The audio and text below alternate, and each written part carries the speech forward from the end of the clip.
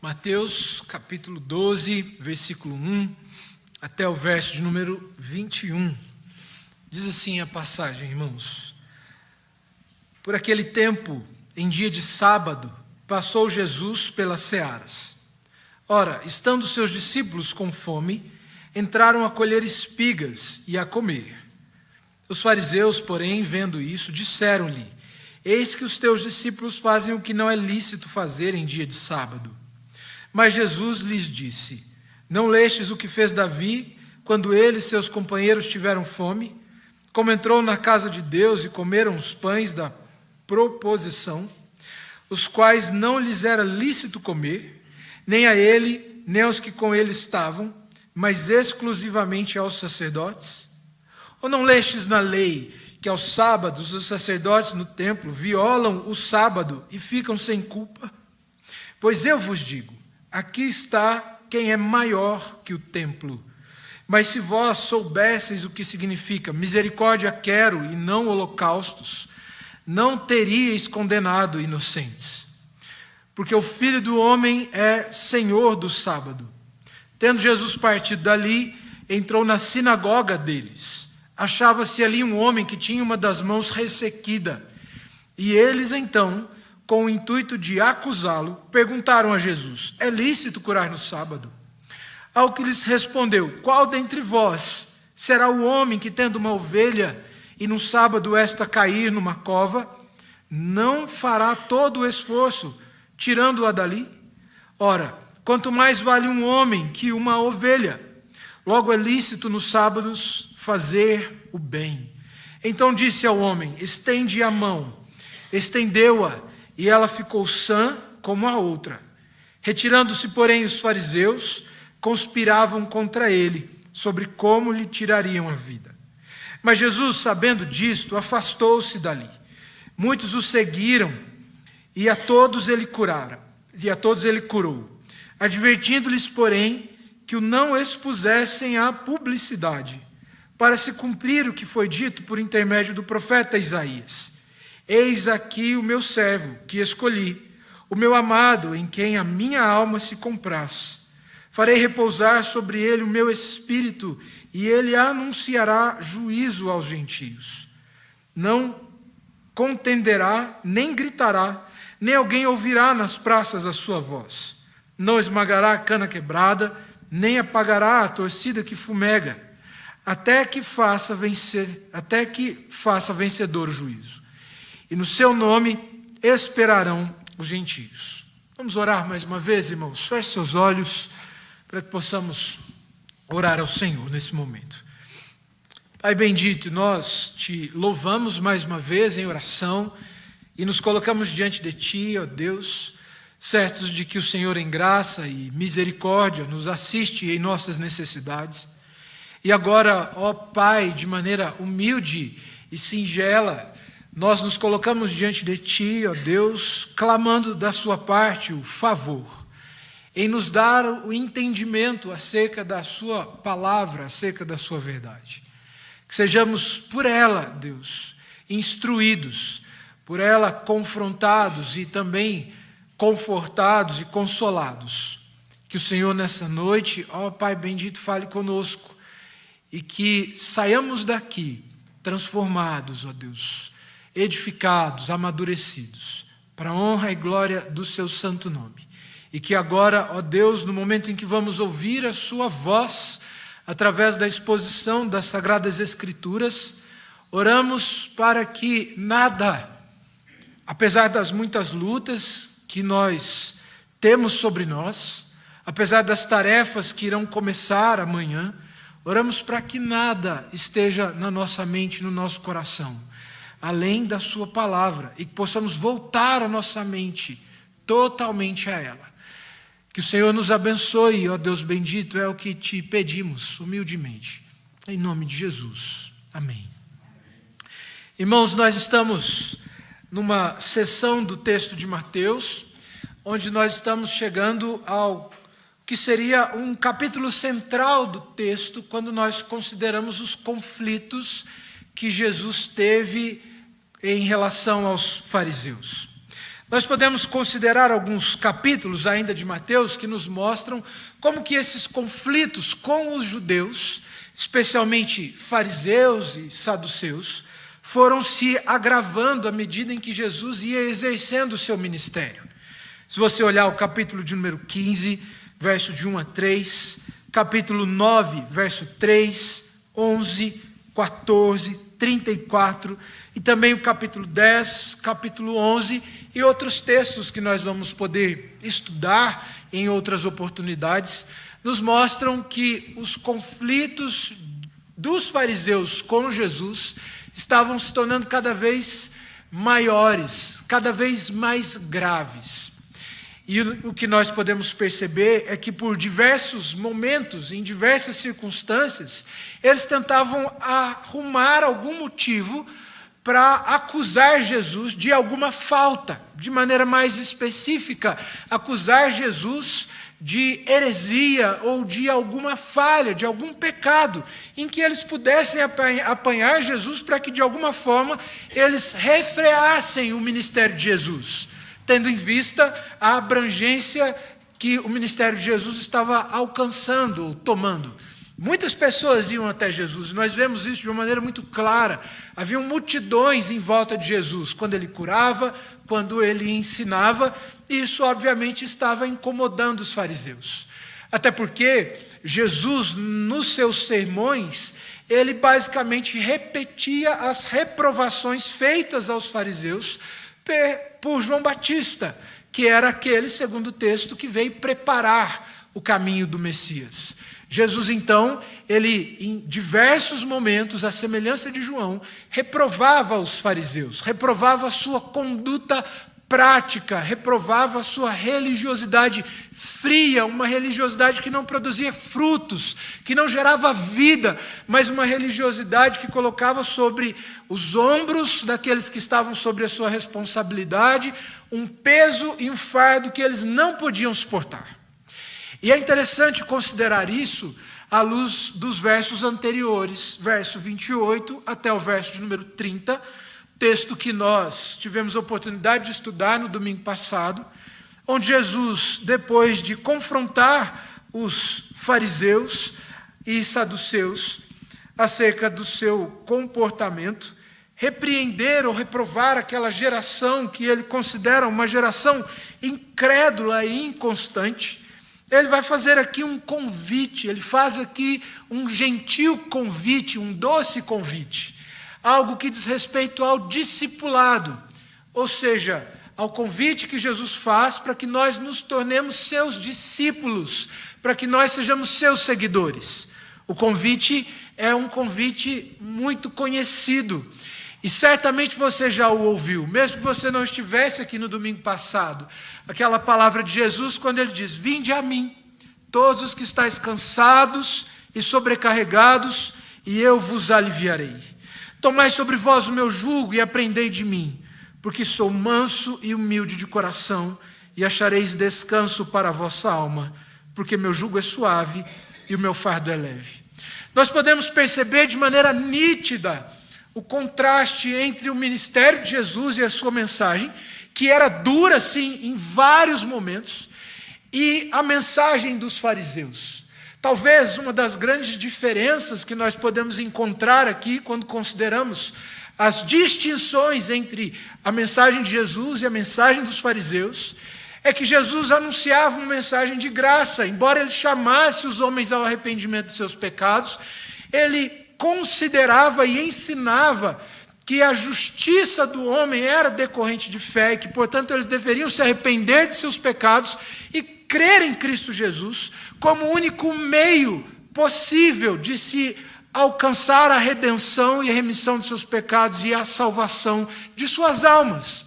Mas os fariseus, por outro lado, ensinavam que o meio pelo qual se poderia alcançar a salvação era por meio da prática ou por meio da submissão à lei. Eles viviam uma religiosidade que era essencialmente legalista. Eles achavam que o meio pelo qual se poderia alcançar a justiça da parte de Deus era por meio das obras da lei. E por isso, não apenas eram teoricamente ou em tese zelosos da lei revelada por Deus no Antigo Testamento, mas muito mais zelosos das leis que eles mesmos criaram. Se algo que a história nos revela, e inclusive os textos dos evangelhos, é que os fariseus, além das leis reveladas por Deus e promulgadas por Deus no Antigo Testamento, eles criaram leis novas com relação ao jejum, com relação à purificação e agora com relação à maneira como se deveria guardar o sábado. É claro, irmãos, que guardar um dia para o culto ao Senhor é uma doutrina bíblica.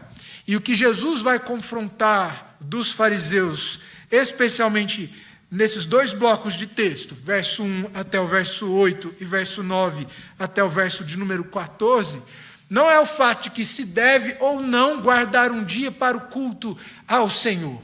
Jesus, de maneira alguma, ele agia contra a lei de Deus. Muito pelo contrário.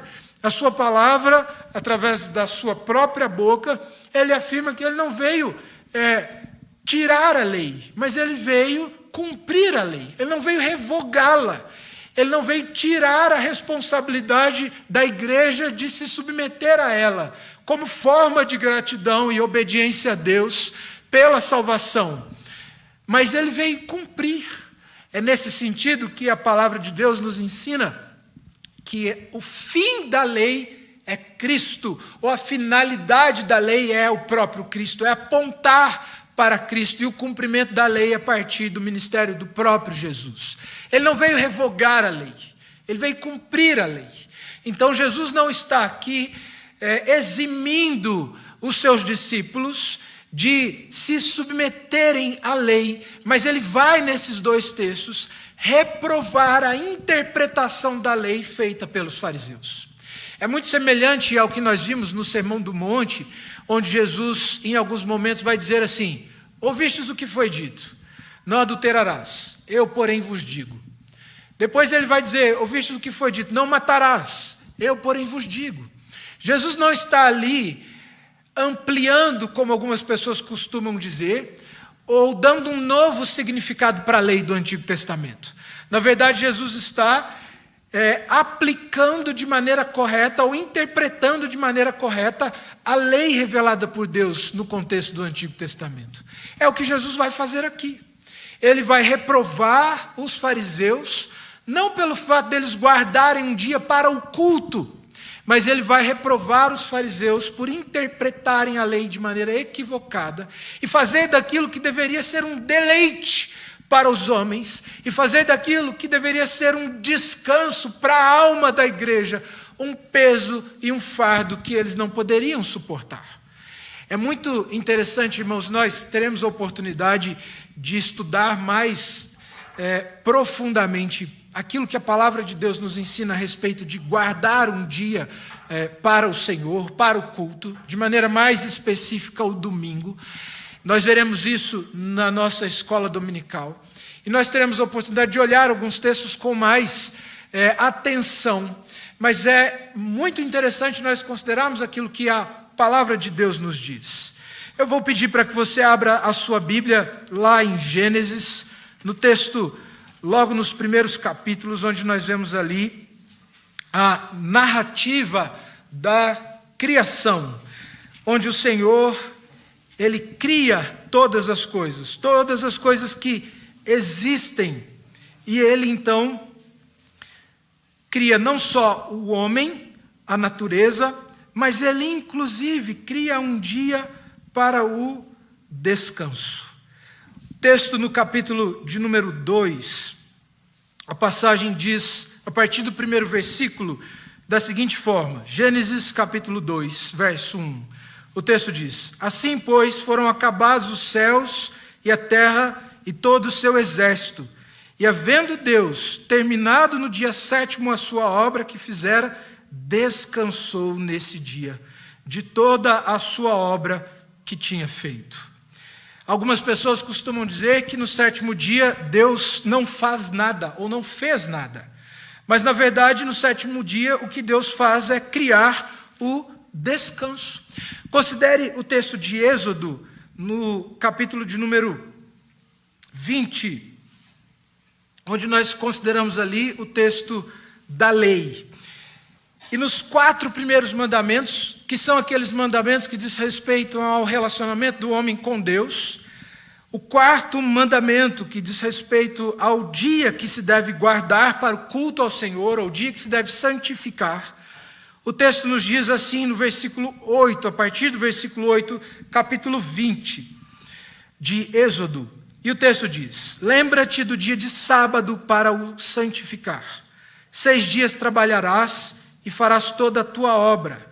Mas o 7º dia é o sábado do Senhor, teu Deus. Não farás nenhum trabalho, nem tu, nem o teu filho, nem a tua filha, nem o teu servo, nem a tua serva, nem o teu animal, nem forasteiros das tuas portas para dentro, porque em 6 dias fez o Senhor os céus e a terra, o mar e tudo que neles há, e ao 7º dia descansou. Por isso o Senhor o abençoou o dia de sábado e o santificou. É interessante entender que em Êxodo, o motivo pelo qual o Senhor determina a guarda de um dia para o descanso está relacionado com a criação. Por que o homem então deve descansar no 7º dia? Porque em 6 dias o Senhor fez todas as coisas, e no 7º dia ele então descansou. Agora, olhe o texto de Deuteronômio, no capítulo de número 5, onde nós vemos a narrativa da lei moral nos 10 mandamentos mais uma vez. E então nós podemos considerar mais uma vez o motivo pelo qual o Senhor determina que seu povo guarde um dia para o culto e santifique esse dia, use esse dia para a celebração do Senhor. O versículo 12, no capítulo 5 de Deuteronômio, diz assim: guarda o dia de sábado para o santificar, como te ordenou o Senhor teu Deus. 6 dias trabalharás e farás toda a tua obra, mas o 7º dia é o sábado do Senhor, ou seja, pertence a Deus, é para Deus, foi criado por Deus, para o próprio Deus, para o seu louvor.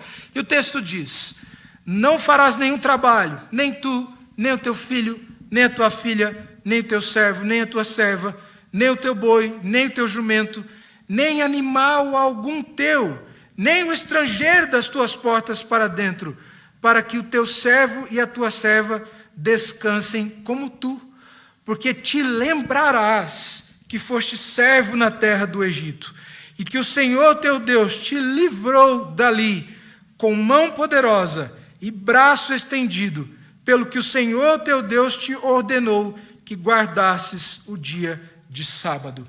Diferente do que nós vemos no texto de Êxodo, o motivo agora em Deuteronômio para a santificação de um dia para o culto a Deus não está naquele momento relacionado agora à criação, mas está relacionado à redenção. O homem deve guardar um dia para o culto ao Senhor, porque o Senhor o redimiu e o resgatou. É claro, irmãos, que quando nós consideramos o texto de Deuteronômio, a princípio aquele texto faz uma referência à libertação do povo hebreu do cativeiro do Egito. No entanto, nós entendemos que toda aquela história ela tem implicações espirituais, e a libertação do povo de Israel do cativeiro egípcio está relacionada com a redenção providenciada por Cristo para a sua igreja na cruz do Calvário.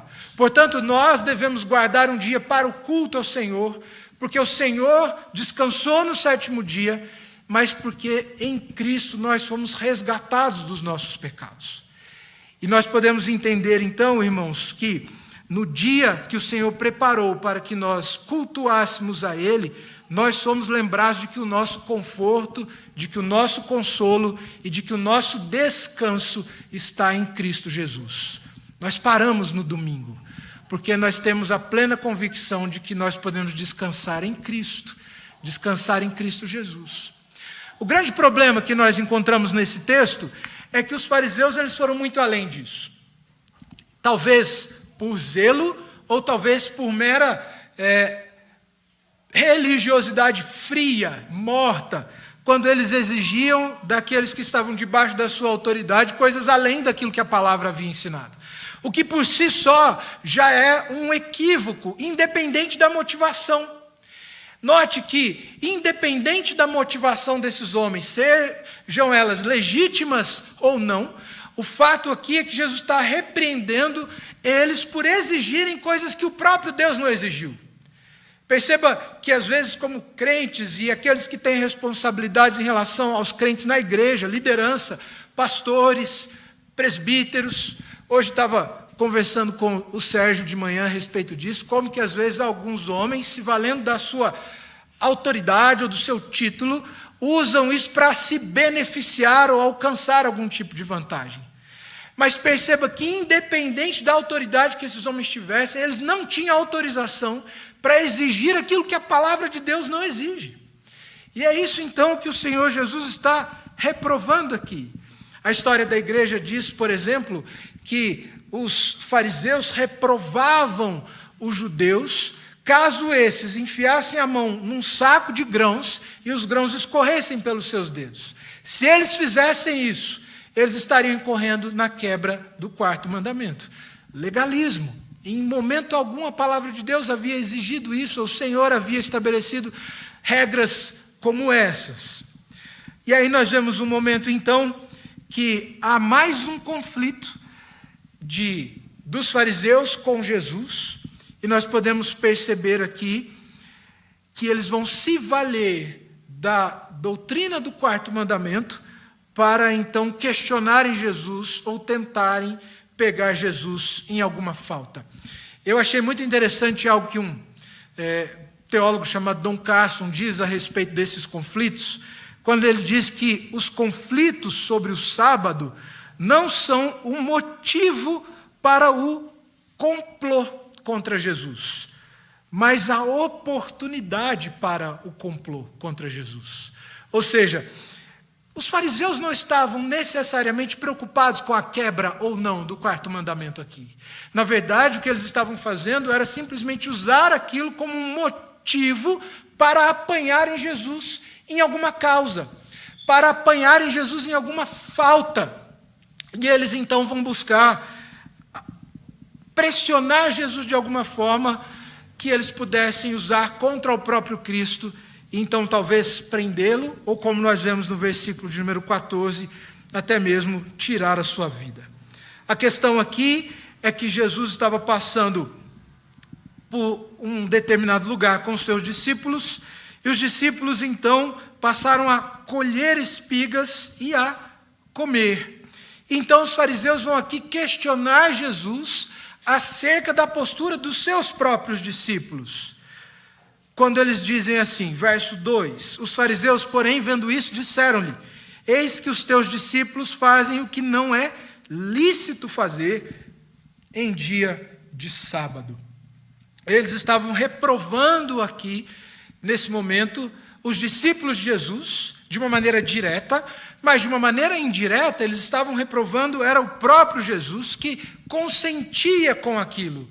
A acusação aqui era de que Jesus estava sendo conivente com o pecado de seus discípulos. Mas então, a partir do versículo 3, o que Jesus vai mostrar é que aqueles homens estavam equivocados, eles estavam enganados. E Jesus começa a considerar aqui o fato de que esses indivíduos não conheciam a palavra de Deus. Lembra que Jesus já havia feito isso num determinado momento? Ele vai reprovar os fariseus, porque sendo eles os mestres da lei, eles não conheciam a palavra. E mesmo que eles estivessem se valendo da doutrina do sábado para apanhar Jesus em alguma falta, ainda que o motivo do complô não fosse a guarda do sábado, mas a oportunidade, eles estavam fazendo isso de maneira ignorante. Isso porque eles não conheciam. O problema daqueles homens era não conhecer as Escrituras. Eles não conheciam a palavra de Deus. E Jesus, então, através da própria palavra, ele se vale das Escrituras como instrumento de defesa da sua prática ou de defesa da fé, e então ele usa as Escrituras para reprovar os fariseus, naquele momento em que eles estão questionando a Jesus. E aí o que Jesus diz no versículo de número 3 é: não lestes o que fez Davi quando ele e seus companheiros tiveram fome? Como entrou na casa de Deus e comeram os pães da proposição, os quais não lhes era lícito comer, nem a ele, nem aos que com ele estavam, mas exclusivamente aos sacerdotes. E aí Jesus então está considerando aqui o fato de que Davi, tendo comido do pão, junto com seus companheiros, um pão que era exclusivo dos sacerdotes, e que eles não poderiam comer, mesmo assim eles não foram reprovados por Deus. O texto vai nos mostrar, então, a partir da afirmação de Jesus, que determinadas leis, mesmo promulgadas por Deus, nós podemos dizer que há exceções a ela, ou exceções à regra. Nesse caso, o que nós podemos considerar aqui era a situação de necessidade. Por que Deus não reprovou Davi e os seus companheiros quando eles entraram no templo em dia de sábado e comeram do pão que era reservado exclusivamente aos sacerdotes? E aí o texto vai dizer para nós é que eles comeram porque tiveram fome. Jesus está considerando aqui uma situação de necessidade. E aí nós podemos dizer que esse é um aspecto da doutrina do quarto mandamento que nos mostra que há trabalho permitido no quarto mandamento, desde que esse atenda a uma situação de necessidade. Eles tinham fome e eles comeram. E o fato de Deus mesmo não ter punido Davi e os seus companheiros mostra que não houve reprovação da parte de Deus em relação a Davi e seus companheiros. E nós entendemos que no período do Antigo Testamento, quando os reis ou profetas faziam algo que desagradava a Deus, que era contra a vontade de Deus, ainda que talvez fossem bem motivados em relação às suas atitudes, eles eram prontamente reprovados. Nós vemos, por exemplo, o caso do rei Uzias, que foi um grande rei de Israel, mas que já no final da sua vida entra no templo e ele vai queimar incenso ao Senhor, algo que era de exclusividade dos sacerdotes, e ele então é acometido de lepra. Ainda que tivesse sido um bom rei, ele fez algo que não era permitido por Deus e prontamente foi punido por Deus por causa de seu pecado. Nós podemos considerar também aquela situação em que um determinado homem, quando vê a arca da aliança caindo, ele corre para segurar a arca e põe a mão na arca e ele imediatamente cai morto. Ainda que ele tivesse sido bem motivado em relação à sua atitude, ou tivesse inclusive agido por instinto, o texto vai mostrar que ele fez algo que havia sido proibido por Deus e prontamente ele sofreu as consequências dos seus atos. E aí Jesus está considerando então com os fariseus o fato de que eles não conheciam a palavra de Deus e que no que diz respeito à guarda do sábado, poderia haver a possibilidade de trabalho em situações de necessidade.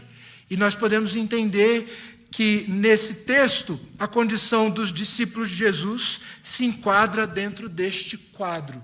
Eles estavam com fome e eles, então, colhem espigas para comer.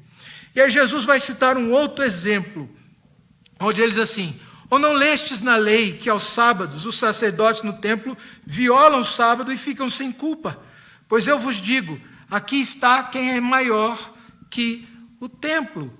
E aí Jesus está considerando o trabalho realizado pelos sacerdotes em dia de sábado, no contexto das celebrações. E aí quando ele vai dizer, nesse momento, que eles ficavam sem culpa, eles ficavam sem pecado, mesmo quando violavam o sábado, Jesus está dizendo que em virtude da celebração, ou que o trabalho naquele contexto, o trabalho dos sacerdotes, no contexto do culto no Antigo Testamento, era permitido, tendo em vista a importância do culto em relação à própria lei do sábado. Quando Jesus vai dizer, então, no verso de número 5, ou não lestes na lei, que aos sábados os sacerdotes no templo violam o sábado e ficam sem culpa, Jesus está mostrando ali que, por causa do caráter do ofício dos sacerdotes, na condução do culto, no sacrifício, na reposição do pão, da proposição, eles não cometiam pecado porque o culto naquele momento era mais importante. Porque a adoração a Deus naquele momento era mais importante. E por isso eles tinham legitimidade naquilo que eles faziam. E aí Jesus então vai dizer algo que tem um caráter extremamente messiânico, ou seja, que aponta para ele como o Messias prometido no Antigo Testamento. Quando ele diz assim, aqui está quem é maior que o templo. Aqui está quem é maior do que o templo. Quando Jesus faz essa afirmação, ele está aqui fazendo uma afirmação claramente messiânica, que aponta para ele mesmo como aquele Messias prometido no Antigo Testamento, que viria de fato para promover o descanso através da redenção e da libertação da sua igreja do cativeiro do pecado. E da mesma forma que os sacerdotes eram legitimados no exercício do seu ofício, no culto, Jesus está aqui dizendo que os seus discípulos estavam agindo de maneira legítima, porque a autorização para tal vinha daquele que é maior do que o templo. É interessante considerar o fato de que o templo no Antigo Testamento, assim como o próprio tabernáculo, eles eram sombras que apontavam inclusive para Jesus. Tanto é que o texto das Escrituras, quando fala de Cristo assumindo forma humana, se encarnando, nós podemos entender que a afirmação é de que Jesus está como que tabernaculando, ele está vindo para habitar no meio do seu povo. Ele é a realidade para a qual o tabernáculo, como o templo, apontavam no Antigo Testamento. Ele é o cumprimento de todos aqueles símbolos, de toda aquela realidade para a qual os símbolos no Antigo Testamento apontavam. E aí então Jesus continua a sua afirmação em relação aos fariseus. Mas se vós soubesseis o que significa misericórdia quero e não holocaustos, não teríeis condenado inocentes. Porque o Filho do Homem é Senhor do sábado. Assim como o culto tinha prioridade em relação à guarda do sábado, o Senhor Jesus é aquele que tem autoridade sobre o sábado. Isso porque ele é o sábado, ou ele é aquele em quem nós encontramos descanso. Ele é aquele em quem nós podemos encontrar refrigério para as nossas almas. Ele diz, vinde a mim todos os que estáis cansados e sobrecarregados, eu vos aliviarei, porque de fato nele nós podemos encontrar descanso. Ele é o nosso sábado. O Senhor Jesus é aquele em quem nós de fato encontramos descanso. Mas os fariseus eram ignorantes demais para entender isso. Eles eram ignorantes demais para entender que Jesus era o Messias e aquele em quem se encontra descanso e refrigério para a alma. Eles eram criteriosos em relação ao cumprimento da lei, mas não havia neles misericórdia. É isso que Jesus está dizendo aqui, quando ele vai citar, no verso de número 7, o texto de Oséias, no capítulo 6, versículo de número 6. Quando a palavra citada por Jesus afirma, misericórdia quero e não holocaustos. O texto das Escrituras ainda vai dizer, porque é melhor obedecer do que sacrificar. Jesus está mostrando aqui como que aqueles homens, embora eles fossem rígidos ou aparentemente ou supostamente zelosos no cumprimento da lei, eram indiferentes àqueles que estavam ao seu redor. eram indiferentes às necessidades daqueles que estavam à sua volta, eram zelosos em relação à sua religiosidade, mas eram indiferentes às necessidades do seu próximo. E Jesus então vai repreendê-los nesse momento. E ele vai continuar trazendo aqui uma nova situação, onde Jesus agora está dentro da sinagoga, e ele vai ser confrontado aqui pelos fariseus mais uma vez. É interessante que nos versos 9 até o verso 14, o cenário aqui não é dos fariseus confrontando Jesus acerca dos seus discípulos, mas os fariseus confrontando Jesus acerca dos seus próprios atos. E aqui o que eles vão questionar é se era lícito ou não curar no sábado. E Jesus vai dar uma resposta muito interessante nesse texto. Ele não vai dizer nem que sim, nem que não, mas ele vai dizer assim: no sábado é lícito fazer o bem. Ou seja, no sábado é lícito agir com misericórdia. E aquele homem que então tinha uma de suas mãos atrofiadas é curado por Jesus. O texto nos mostra aqui, irmãos, algo que é incoerente da parte dos fariseus, porque quando Jesus vai dizer, a partir do verso 11, ao que lhes respondeu: qual dentre vós será o homem que, tendo uma ovelha, e no sábado esta cai numa cova, não farás todo o esforço tirando-a dali? Jesus está dizendo isso aqui, tendo em vista a prática comum dos fariseus naquele contexto. Quando aqueles que estavam envolvidos com a agropecuária, que estavam envolvidos com a criação de animais, tinham um de seus animais perdidos ou que estavam em situação de risco, esses não mediam esforços para acudi-las. Mas o que Jesus está dizendo aqui é: vocês se preocupam mais com os animais do que com as pessoas. E ele vai dizer assim: ora, quanto mais vale um homem que uma ovelha? Jesus está dizendo aqui que o homem é aquele que tem valor maior do que os próprios animais. A Bíblia nos ensina que o homem é a coroa da criação. Dentre tudo aquilo que foi criado por Deus, o homem é um ser criado à imagem e semelhança de Deus. Nós somos a imagem e semelhança de Deus. Embora o pecado tenha trincado essa imagem como um espelho trincado, pela graça de Deus, ainda que de maneira limitada, nós podemos refletir essa imagem. É por isso que é um equívoco nós falarmos de humanos como sendo animais que pensam. Isso é uma bobagem evolucionista, não está de acordo com as Escrituras. E é um equívoco também quando em nossas práticas nós acabamos valorizando mais os animais do que as pessoas. E aí você pode até pensar assim: bem, mas quem faz isso? É só você entrar na internet e você pesquisar o mercado pet. E aí você vai ver quanto dinheiro as pessoas têm gastado com os seus animaizinhos de estimação. E aí você procura sobre missões. E aí você vai ver quão inferior é o valor que nós gastamos com o trabalho missionário. Talvez você mesmo que tenha animal de estimação em casa, você possa pensar sobre isso. Quanto você gasta com o seu animal no ano? E aí eu pergunto para você: quanto você investiu em missões no ano? Quanto você contribuiu com a igreja no ano? O que é mais importante para você? Nós vivemos um momento na nossa cultura em que as pessoas preferem ter animais do que ter filhos. Portanto, aquilo que Jesus diz aqui é algo que se aplica também ao nosso contexto.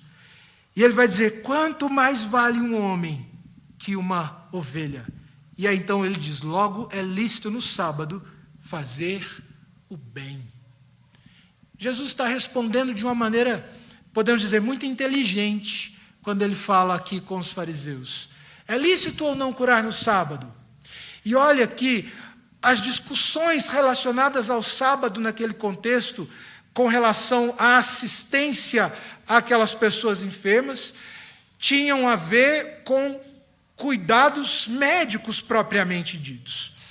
Mas não havia discussão com relação a curas milagrosas, mas sabendo da autoridade de Jesus, inclusive de como Jesus costumava agir, eles começam a questionar Jesus, porque obviamente eles pensavam que Jesus fosse curar aquele homem, e eles então dizem, é lícito ou não curar no sábado? Eles queriam apanhar Jesus, e aí Jesus vai dizer, é lícito fazer o bem, é lícito fazer o bem no sábado, e Jesus então vai repreender aqueles homens, quando ele mostra a postura que eles deveriam ter em relação ao seu próximo.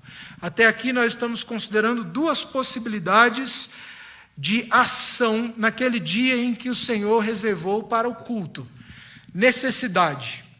E agora nós vimos a misericórdia. Obras de necessidade e obras de misericórdia são lícitas aos olhos de Deus, mesmo que no dia reservado para o culto ao Senhor. E aí então Jesus, de maneira graciosa e misericordiosa, ele vai curar aquele homem. E o verso de número 14 mostra para nós como que esses homens agora enfurecidos chegam ao ápice da sua oposição a Jesus, quando eles começam aqui tramar uma forma então de tirar a vida de Cristo. E aí a sequência dos versículos, a partir do versículo 15, o texto nos mostra que Jesus ele tem consciência a respeito dos planos dos fariseus. E ele então vai se afastar daquela localização. É óbvio, Jesus sabia que ele iria morrer, mas algumas coisas ele ainda precisava fazer. Então ele age de forma a preservar a sua vida para que o seu ministério pudesse se cumprir de maneira plena. É por isso, inclusive, que Jesus, curando muitas pessoas, ele vai orientar a essas pessoas para que elas não espalhassem a notícia. Talvez você já tenha feito essa pergunta em algum momento. Por que quando Jesus cura certas pessoas, ele vai dizer assim, olha, vai, mas não diga a ninguém o que eu fiz. E algumas, de uma forma muito desobediente, assim que Jesus os enviava, saíam contando para todo mundo. Mas aqui a ideia é que Jesus estava agindo de forma a preservar o seu ministério. Ele obviamente sabia que a sua missão era morrer de forma substitutiva, ele iria morrer. Mas o seu ministério deveria se cumprir no tempo determinado por Deus. Obviamente que a palavra daqueles que eram curados por Jesus não interferiram nisso. De certa forma, elas cooperaram para que a hostilidade dos judeus em relação a Cristo, ela fosse potencializada e isso servisse para os planos de Deus, para que esses homens então tramassem, inclusive contra a própria vida de Jesus. Mas Jesus aqui, ele não é alguém que vai em direção, entendam o que eu vou dizer, ele não vai em direção aos seus inimigos, mas ele age de forma a preservar o seu ministério, para que as coisas aconteçam no tempo determinado, as coisas aconteçam no tempo certo. E aí então, a partir do versículo 17, o texto diz assim, para se cumprir o que foi dito por intermédio do profeta Isaías. E aí o texto, fazendo aqui uma citação do texto de Isaías que nós lemos no começo do culto, onde o texto vai dizer assim, eis que o meu servo, que escolhi, o meu amado, em quem a minha alma se compraz, farei repousar sobre ele o meu espírito, e ele anunciará juízo aos gentios. Não contenderá, nem gritará, nem alguém ouvirá nas praças a sua voz. Não esmagará a cana quebrada, nem apagará a torcida que fumega, até que faça vencedor o juízo. E no seu nome esperarão os gentios. Algumas coisas quero considerar com os irmãos acerca dessa profecia. Óbvio que quando a palavra faz referência ao texto de Isaías no ministério de Jesus, o evangelista aqui está mostrando aquilo se cumpriu em Cristo. Ele é o Messias, ele é aquele que foi escolhido por Deus, ele é aquele em quem o Espírito de Deus está repousado. Ele é o Messias, e como o Messias, ele é aquele que agora estende o seu reino, é aquele que abre as portas do seu reino para os gentios. Aquilo que era reservado num momento para os judeus, por causa da rejeição dos judeus, é estendido de forma graciosa agora aos gentios. Cristo é aquele que, por meio do seu ministério, abre as portas do reino dos céus para cada um de nós, irmãos. Nós somos os gentios, aqueles que não são descendentes de Abraão, por causa da sua genealogia, mas que descendem espiritualmente de Abraão, por causa da aliança e do pacto estabelecido por Deus com o seu povo. Através de Cristo, então, nós temos as portas do reino dos céus abertas a nós. Portanto, o convite que Jesus faz nos versículos 28 a 30 do capítulo 11, não é um convite impossível. Isso porque, abrindo ele as portas, então ele é aquele que convida. E aquele que recebe, portanto, esse convite e atende esse convite de maneira graciosa, ele pode agora, por meio de Cristo Jesus, adentrar a esse reino de glória, de graça e de descanso, de refrigério para a alma, de alívio do fardo, de alívio do peso do pecado. E aí o texto vai dizer, então, com relação ao Messias: não contenderá, nem gritará, nem alguém ouvirá nas praças a sua voz. Algumas pessoas usam isso daqui para dizer que no ato da crucificação Jesus não gritou, não achou ruim de alguma forma. Eu entendo que essa não é a interpretação correta da passagem. Entendo que aquilo que o texto nos diz acerca da postura de Jesus, inclusive diante dos seus inimigos, é que ele, como Messias e Rei do reino, ele se portou de maneira humilde, de maneira mansa. Lembra quando Pedro, de maneira muito afoita, ataca um soldado romano e corta-lhe a orelha? Jesus vai dizer para Pedro: guarda a espada, Pedro. Quem vive pela espada, morre pela espada. E Jesus, então, de maneira humilde e voluntária, se entrega nas mãos dos seus algozes, para ser humilhado. Jesus, então, ele se porta de maneira humilde, de maneira singela. Ele não veio para resistir à vontade de Deus, mas é aquele que se entrega de maneira voluntária para que a vontade de Deus se cumpra de maneira plena na sua própria vida.